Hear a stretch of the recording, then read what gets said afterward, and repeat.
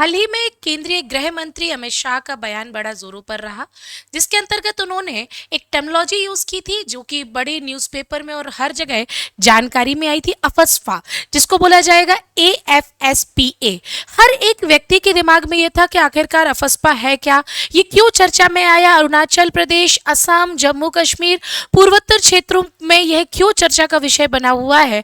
तो उसी टॉपिक से रिलेटेड जो आज का 10 मिनट शो है दोस्तों, वो है अफस्पा। क्या है ये अफस्पा कानून, क्यों लागू किया गया, इसके अंतर्गत क्या अधिकार दिए जाते हैं, साथ ही साथ हाल ही में इसकी चर्चा क्यों की गई है, क्या चिंताएं हैं इस कानून से संबंधित और क्या सुरक्षा है नागरिकों को दी जाने वाली, इन सारी जानकारी के बारे में आज के 10 मिनट शो में मैं उन्नति जैन आप सभी का स्वागत करती हूं। और अगले 10 मिनटों में हम चर्चा करेंगे इस पूरे अफस्पा कानून के बारे में। ऐसे कोई भी स्टूडेंट जो MPPSC या फिर किसी भी स्टेट PSC का इंटरव्यू प्रिपेयर कर रहे होंगे, आपके इंटरव्यू में या फिर मॉक इंटरव्यूज में लगातार इंटरव्यूअर आपसे क्वेश्चन पूछ रहा है कि अफस्पा है क्या, इसके क्या फायदे हैं, क्या नुकसान है और इसका भविष्य क्या है, क्यों जम्मू कश्मीर से इसको रिलीज कराया जा रहा है या फिर किन के क्षेत्रों में इसका विस्तार किया जा रहा है, ऐसे प्रश्न आपसे परीक्षाओं में पूछे जा सकते हैं।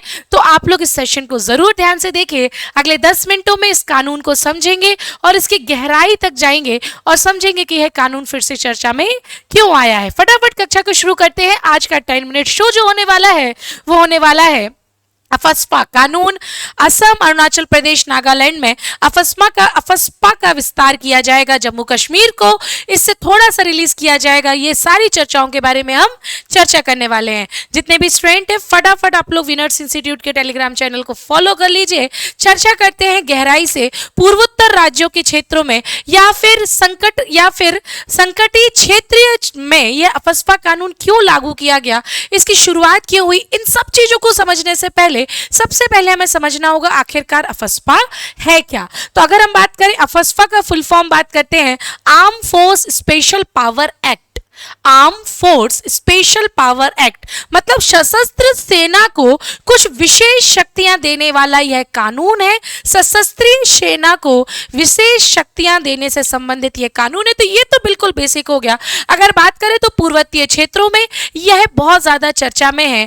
थोड़ा सा और पढ़ेंगे कि आखिरकार यह कानून है क्या। तो अगर आपके दिमाग में यह प्रश्न उठ रहा है तो ध्यान से क्रमबद्ध रूप से समझना। चूंकि हमने अफस्पा का फुल फॉर्म तो पढ़ लिया तो सारी बातें इसके फुल फॉर्म में ही है। क्या होगा, सशस्त्र बल के विशेष अधिकार अधिनियम यानी अफस्पा एक वास्तव में स्टैच्यूटरी बॉडी है या फिर स्टैच्यूटरी लॉ है जो कि संसदीय अधिनियम के रूप में जारी किया गया था।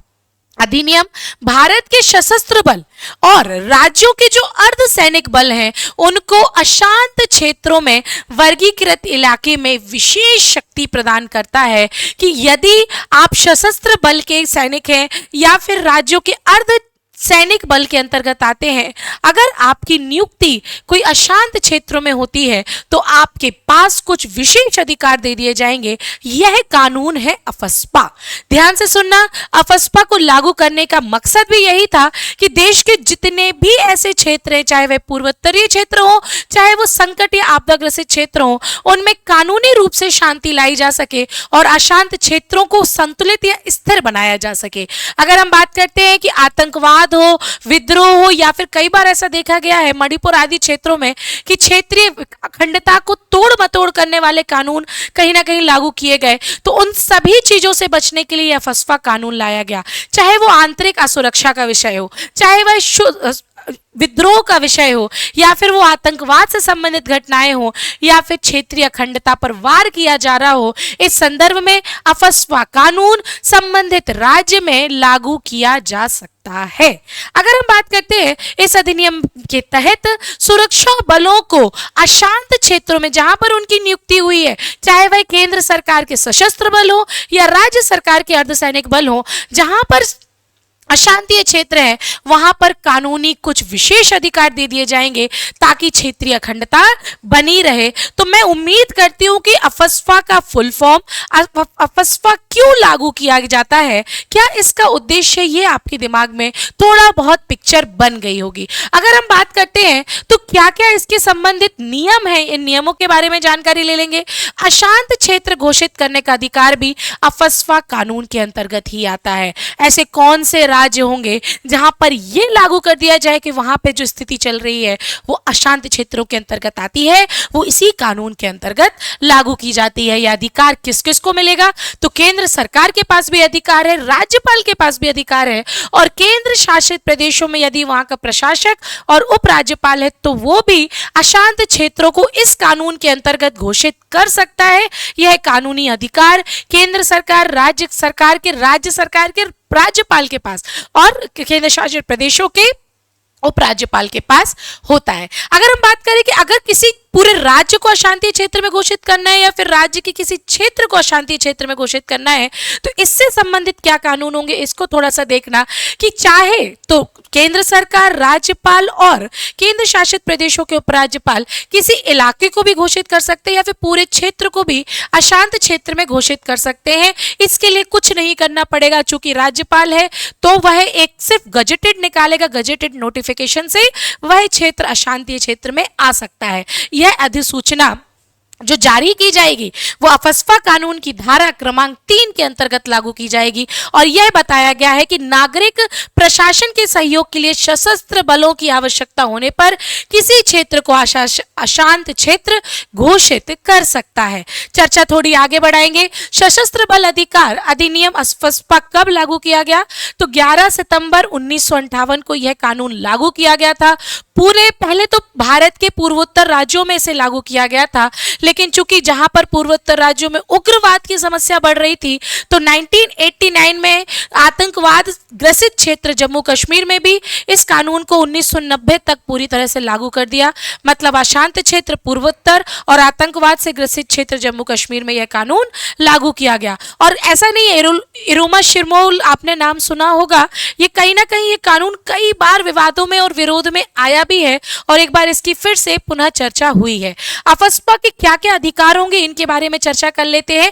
अगर कहीं अफस्पा कानून लागू किया जाता है तो उस क्षेत्र में सेना कहीं भी 5 या 5 से अधिक लोगों को इकट्ठा नहीं कर सकती है। दूसरी बात, सेना किसी को भी बिना किसी वारंट के गिरफ्तार करने का भी अधिकार रखती, जो कि नॉर्मल में यह अधिकार सेना के पास नहीं है, लेकिन इस कानून के अंतर्गत यह अधिकार अब सेना के पास आ जाता है। साथ ही साथ चेतावनी का उल्लंघन अगर करा जाता है तो गोली मारने का अधिकार भी सेना को मिल जाता है। सेना बिना वारंट के घर में तलाशी ले सकती है और साथ ही साथ अगर कोई चाहे गिरफ्तार व्यक्ति, उसको लगता है कि उसके जो गिरफ्तारी हुई है वो सही नहीं हुई है, तो वो नजदीकी पुलिस स्टेशन पे जाके अपनी बात भी रख सकती है। किसी भी यदि गिरफ्तारी होती तो कारण बताने के लिए भी एक रिपोर्ट देना इसमें शामिल है। अगर हम बात करते हैं तो क्यों इतना विवादास्पद है, तो वास्तव में ये कहीं ना कहीं जीवन का अधिकार और संवैधानिक उपचार के अधिकार आर्टिकल 19 और आर्टिकल 32 का उल्लंघन करता है। सशस्त्र बलों, कई बार ऐसा देखा गया है, चाहे वो जम्मू कश्मीर हो चाहे पूर्वोत्तर क्षेत्र हो, सशस्त्र बलों के पास ये जो शक्ति मिली है उसका दुरुपयोग भी देखने को मिला है और कहीं ना कहीं अगर हम बात करें अंतर्राष्ट्रीय स्तर पर मानवीय अधिकारों की ये क्षतिपूर्ति है। इसलिए अफस्पा कानून विवादास्पद रहा है, विरोध इसको बहुत ज्यादा सामना करना पड़ा है। अफस्पा के तहत उन्मुक्ति के बारे में अगर बात की जाती है तो सुप्रीम कोर्ट ने भी कई बार 2016 के में भी और कई बार उन्होंने निर्णय लिया है कि सेना के जवानों द्वारा अपराध अगर किया जाता है तो क्रिमिनल कोड के तहत अभियोजन से पूर्ण छूट का कोई प्रावधान इसमें नहीं है। तो सुप्रीम कोर्ट ने भी न्यायिक पुनरावलोकन, न्यायिक समीक्षा के तहत कई बार अफस्पा कानून के तहत अपनी चर्चाएं रखी हैं। अगर हम बात करते हैं तो केंद्रीय गृह मंत्रालय ने नागालैंड, अरुणाचल प्रदेश में अधिनियम 1958 के तहत इस अधिनियम का विस्तार भी किया है और असम सरकार ने भी राज्य के 4 जिलों में अफस्पा कानून 1989 को 58 को अगले 6 महीनों के लिए भी विस्तृत कर दिया है। तो ये फिर से पुनः चर्चा में आया है।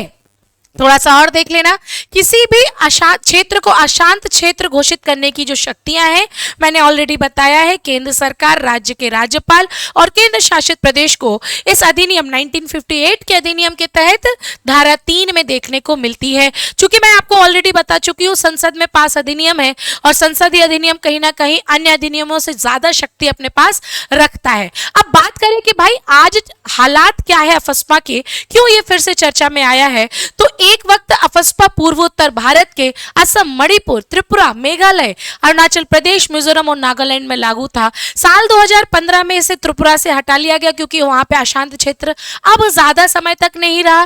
पूर्वोत्तर के विभिन्न राज्यों में भी अफस्पा कानून पे धीरे धीरे धीरे धीरे इरोमा शिरमोल की बात करें या फिर कहीं पे भी, तो उनके कार्यकर्ताओं के कारण धीरे धीरे ढील भी दी गई है। और अफस्पा लागू होने के कारण जम्मू कश्मीर में इसके ढील पर अभी वर्तमान में चर्चा की गई है। सरकार ने दावा किया है कि जम्मू कश्मीर में अब हालात बहुत बदल गए हैं, कई समय से आतंकवादी घटनाएं देखने को नहीं मिली हैं, तो अब जरूरत नहीं है यहाँ पर लागू करने के लिए। तो मैं उम्मीद करती हूँ कि अफस्पा कानून क्या है, क्यों लागू किया गया, कब से लागू किया गया, कहाँ कहाँ लागू है, किस आधार पर लागू किया जाता है, इस पूरा जो नजरिया है आपके दिमाग में बन चुका होगा। यदि आपको ये सारी चर्चाएं समझ में आ गई हैं तो मुझे कमेंट सेक्शन में एक प्रश्न का उत्तर देना कि अफस्पा कानून क्या मानवीय अधिकार का हनन करता है, यदि हाँ तो क्यों और ना तो क्यों। ये थोड़ा एक विश्लेषणात्मक प्रश्न है, तथ्यात्मक नहीं है, लेकिन मैं उम्मीद करती हूँ 10 मिनट शो वाले स्टूडेंट सारे के सारे मुझे इस प्रश्न का उत्तर देंगे। मैं आपको मिलती हूँ अगले 10 मिनट शो और सुबह 8 बजे की करंट अफेयर्स की क्लास में। तब तक के लिए सभी को जय हिंद, जय भारत।